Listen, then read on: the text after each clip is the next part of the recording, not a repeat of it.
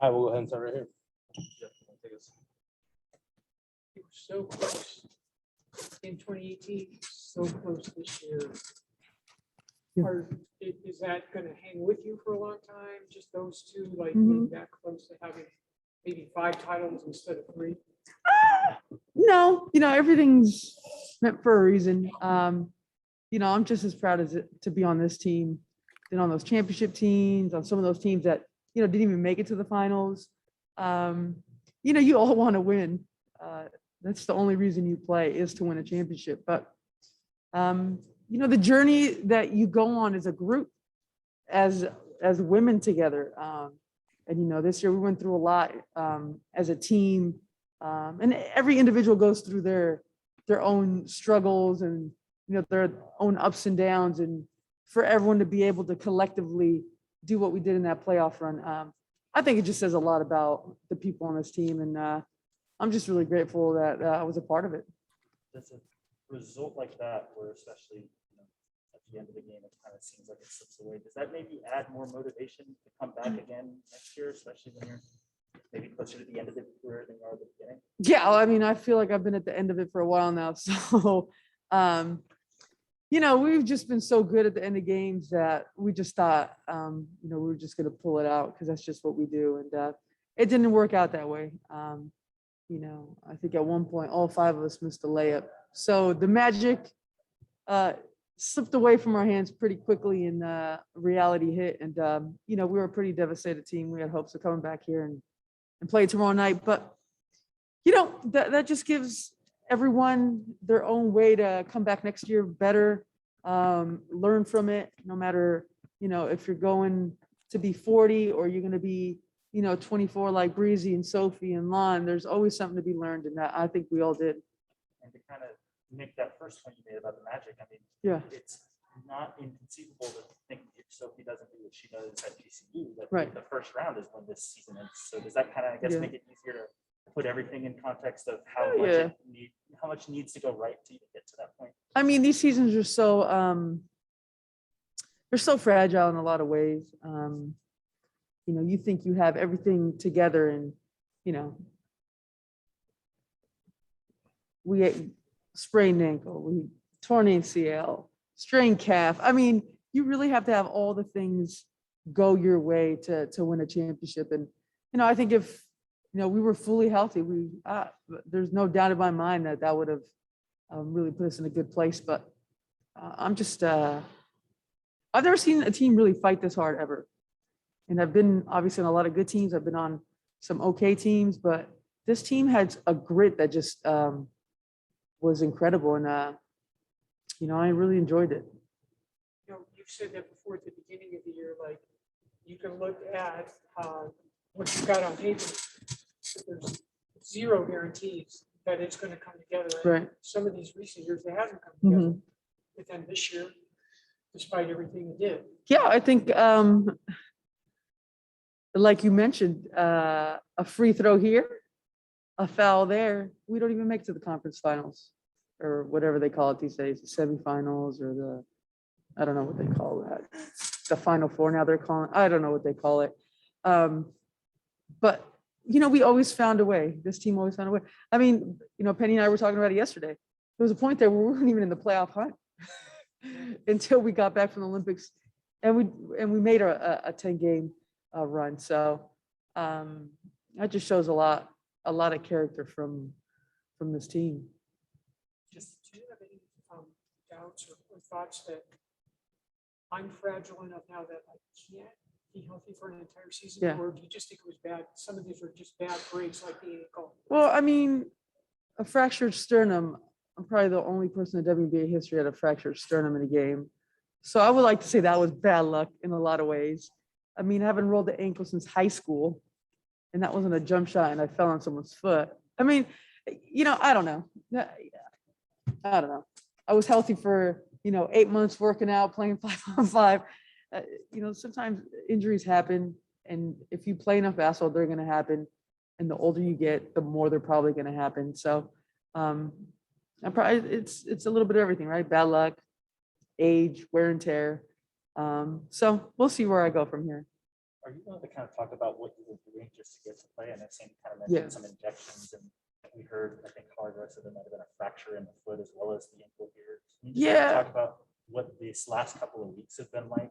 Yeah, I mean, it hasn't been for as fun as it's been on the court, off the court. It's been quite a battle. You know, I had this avulsion fracture, which, you know, I still have, and, you know, it's probably only going to get better without playing. So that's been a bit of a hindrance. But like I said, once on the court, I felt great.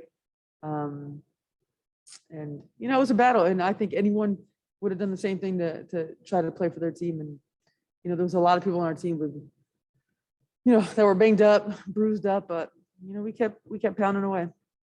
We're not going to be able to get through all the ones on Zoom, but switching over to there. We'll go to Michelle Vopel and then Doug Feinberg.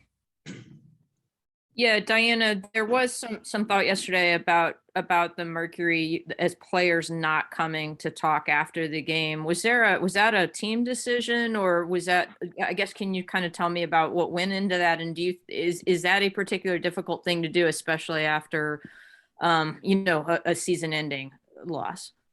No, I think we just had to take a minute, and you know, that's what we did. We're going to go to Doug Feinberg. Hey, D, I got two for you.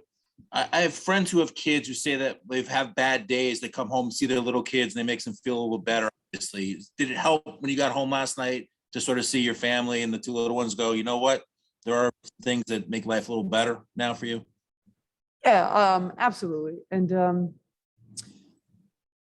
you know, like I said before, you always want to win. And, you know, sometimes you don't get to win. And it was tough because we thought we had a great chance, and it slipped away from us at the end. But once I got home and got up this morning, had breakfast, I took Leo to school. Baby Isla was hanging out. Penn's doing great.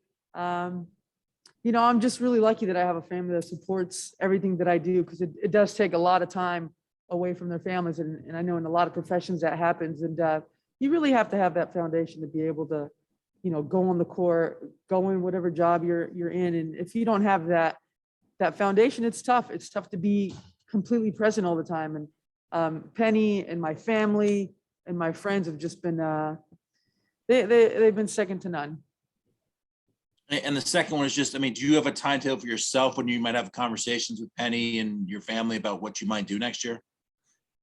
Yeah. I mean, we've been chatting about it already. And, you know, this will be a ongoing dialogue for the next 8 months. And, you know, when you have a lot of time to think about basketball and your future, a lot of thoughts go through your mind,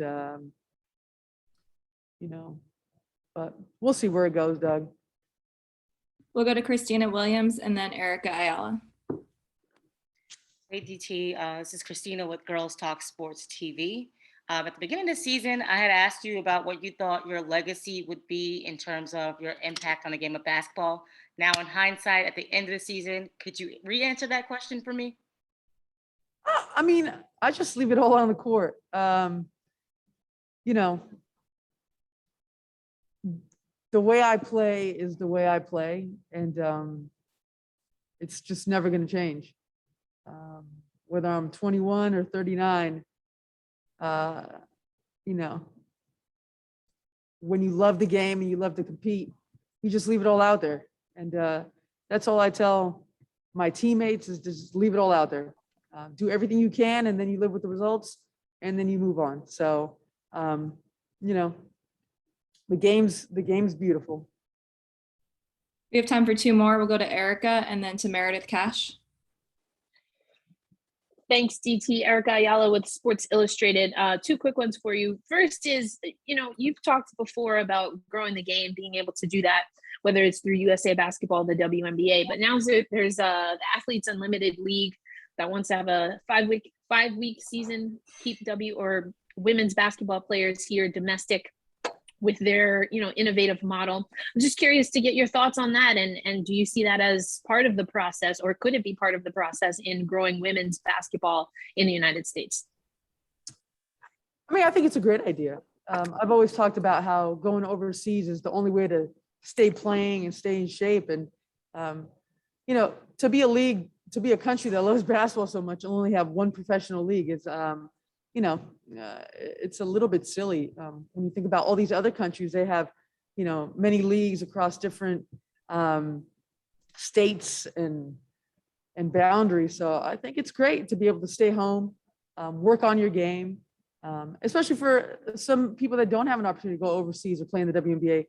This is a great opportunity to be seen and stay playing. So I think it's a great idea. Thank you for that, Diana. I appreciate it. I did also want to ask you a little bit about yesterday's game. You talked about, I mean, your game is your game. And I wanted to ask you a little bit about that early technical foul and what things you had to do to adjust to that, and or if there were adjustments that you feel you had to make with an early technical foul in the game. Nah, technical is just another day for me. We'll end with Meredith Cash. Hey there, Diana. Thanks for being with us. It's Meredith Cash from Insider.